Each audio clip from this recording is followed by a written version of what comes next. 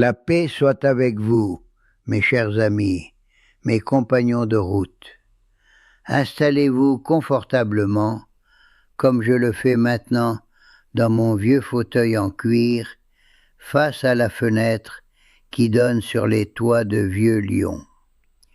À 96 ans, le corps devient une sorte de baromètre très sensible, n'est-ce pas? Chaque craquement des os, chaque raideur le matin nous raconte une histoire, nous rappelle le temps qui passe, implacable, mais aussi porteur d'une certaine sagesse, douce, amère. Regardez un instant, si vous le voulez bien, ce petit jardin de pierre que j'ai aménagé sur mon balcon. Chaque ligne dans le sable a été tracée avec une patience infinie, une intention délibérée. Si je jette une pierre de façon insouciante, tout le dessin est perturbé, l'harmonie se volatilise en un instant. Notre nuit de sommeil, voyez-vous, est exactement comme ce jardin fragile. C'est un dessin délicat, tissé de silence et de régénération, qui est malheureusement trop souvent interrompu par de petites actions, des habitudes anodines que nous adoptons sans y penser tout au long de la journée. Avez-vous, vous aussi, passé vos dernières nuits en blanc à fixer le plafond en attendant une aube qui semble reculer sans cesse? Sentez-vous que le sommeil vous fuit comme un chat sauvage qu'on essaie d'approcher? Ou peut-être, et c'est le lot de tant d'entre nous, votre corps vous réveille-t-il brutalement à 2 ou 3 heures du matin? Vous vous retrouvez alors fatigué, frustré, la mente agitée, ruminant des pensées qui n'ont pas lieu d'être dans le noir. Si vous m'écoutez aujourd'hui, ici, en France ou ailleurs, je ressens profondément que ce n'est pas le fruit du hasard. Sur le long et sinueux chemin de la vie, rien n'est jamais une coïncidence. Cette rencontre, aujourd'hui, je la vois comme un présent pour votre santé, mais aussi pour votre esprit fatigué par ces interruptions incessantes. Sans cette connaissance que je m'apprête à partager, vous pourriez passer des années, tout comme j'ai failli le faire, à croire que se lever plusieurs fois par nuit pour aller aux toilettes est simplement un impôt inévitable, une taxe cruelle que nous impose le vieillissement. C'est ce que disent les médecins, n'est-ce pas? C'est l'âge, Jean-Pierre, il faut s'y faire. Mais je vous le dis, en tant qu'homme qui cherche l'équilibre chaque jour, avec la même ferveur qu'un jeune homme cherche l'amour, cela ne doit pas être ainsi. Il existe une médecine silencieuse, une sagesse qui vient de la terre elle-même et qui attend patiemment que nous posions les yeux sur elle, juste là, dans notre propre cuisine. Je vous demande de me concéder quelques minutes de votre attention pleine et entière. Si vous m'écoutez avec un cœur ouvert, avec la réceptivité de celui qui sait qu'il a encore à apprendre, votre vie pourrait changer à partir d'aujourd'hui. Pour ceux d'entre vous qui recherchent désespérément le repos, ce repos qui restaure non seulement les muscles fatigués, mais aussi l'âme, après ce temps que nous passerons ensemble, vous saurez exactement quoi faire. Vos nuits ne seront plus jamais les mêmes, je vous le promets. Ne négligez aucun détail. Le fruit que je vais vous révéler, la banane, est commun, banal, diront certains, mais son pouvoir est sacré lorsqu'il est utilisé de la façon correcte. Nous ne parlerons pas ici de comprimés chimiques qui embrument l'esprit au réveil, comme le brouillard sur la Saône en automne. nous parlerons d'aligner le rythme de votre corps avec le rythme de la nature, de donner à votre vessie, à votre cœur et à votre menthe le silence qu'ils réclament si désespérément. Mais avant de plonger dans cette méthode, faites une petite pause avec moi. Respirez. Sentez l'air entrer dans vos poumons. Partagez quelque chose avec moi maintenant. D'où m'écoutez-vous? Quelle heure est-il dans votre ville? Je lis chaque message, car votre voyage m'importe. Si vous cherchez la sagesse basée sur la science et la calme, inscrivez-vous à notre chaîne. Au temple de Lyon, on me demande souvent « Pourquoi le corps semble-t-il nous trahir ?» La vérité est que ce n'est pas une trahison, mais un changement de fréquence. Avec l'âge, nous produisons moins de vasopressine, le vigile nocturne de nos reins. Dans ma jeunesse, ce garde était fort. Il disait aux reins de ralentir pendant que je dormais. Aujourd'hui, sa voix est un murmure, et mes reins continuent de travailler comme s'il était midi, ignorant que le soleil s'est couché. Aimez et abonnez-vous.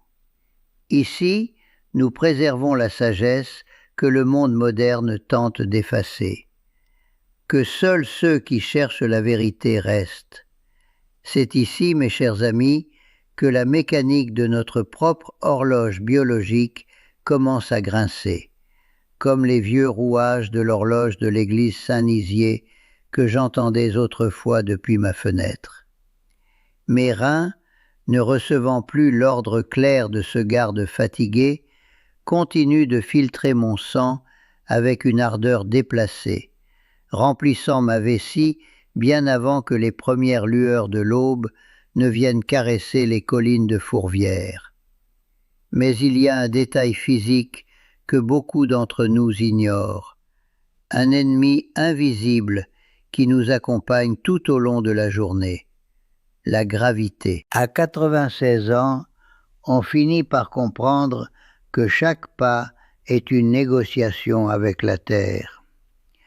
Durant la journée, alors que nous marchons vers le marché ou que nous flânons sur les quais du Rhône, le liquide de notre corps a cette fâcheuse tendance à s'accumuler dans nos jambes.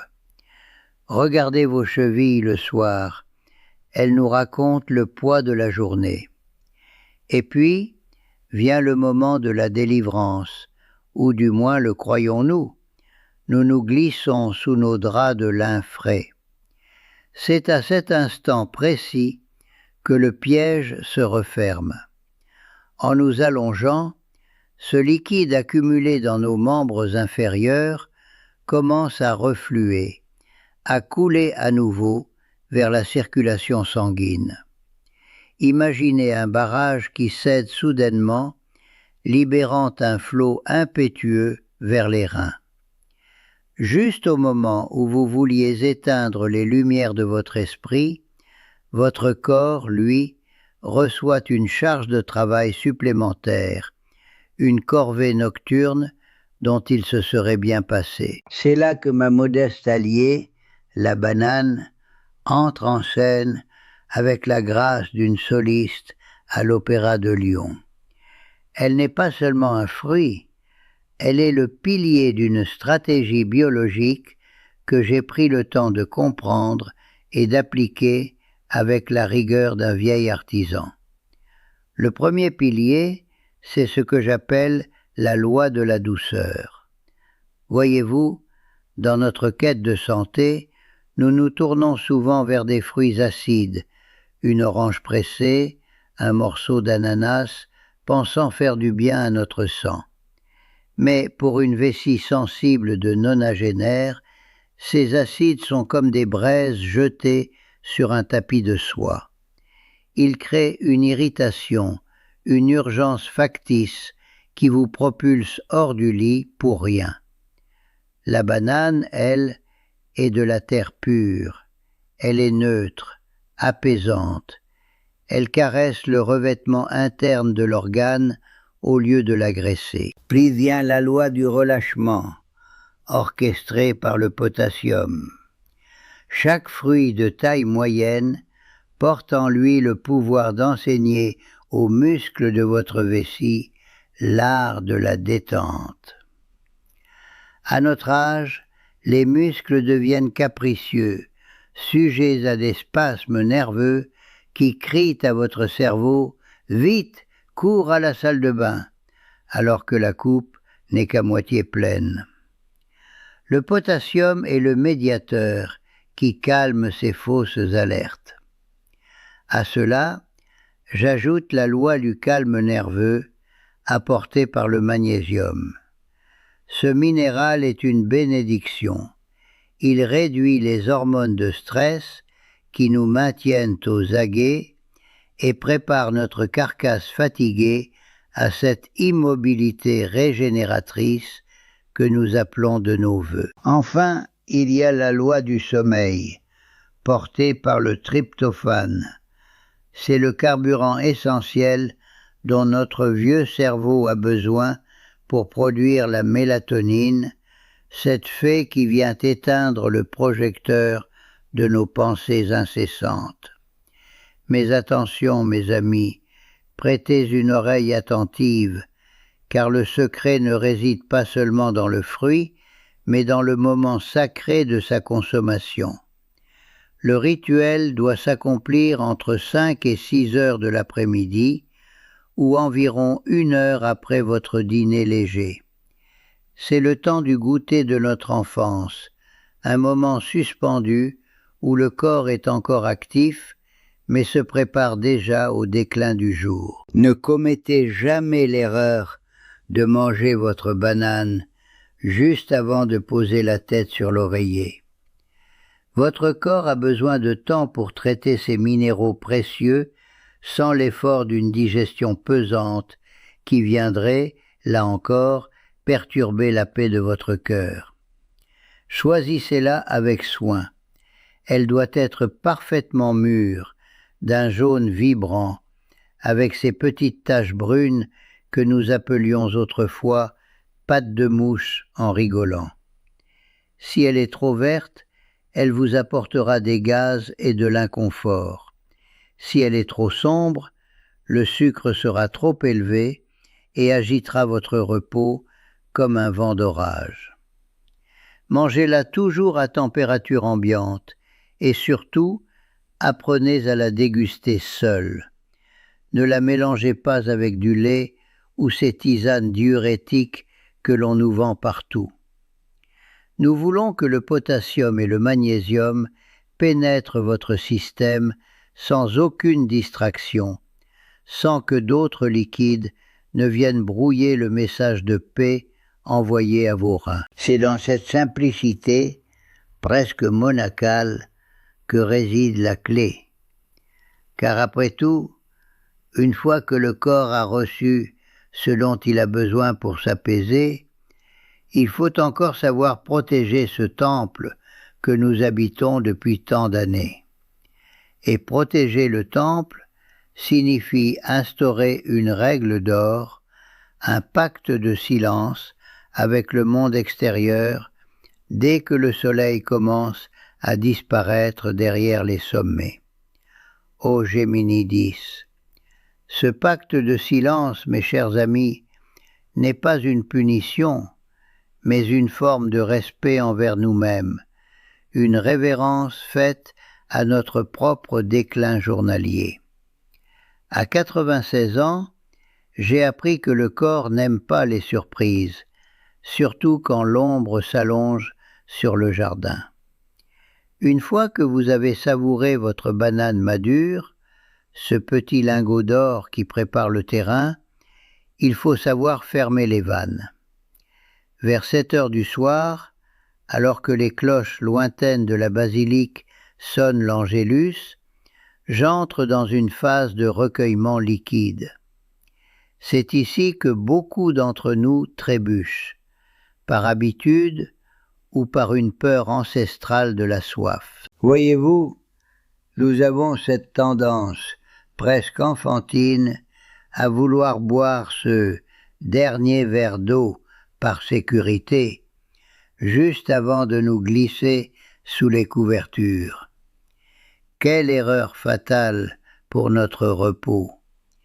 Si vous vous êtes hydraté convenablement tout au long de la journée, si vous avez bu votre eau entre le lever du soleil et le milieu de l'après-midi, ce dernier verre nocturne n'est rien d'autre qu'un réveil matin biologique réglé pour 3 heures du matin.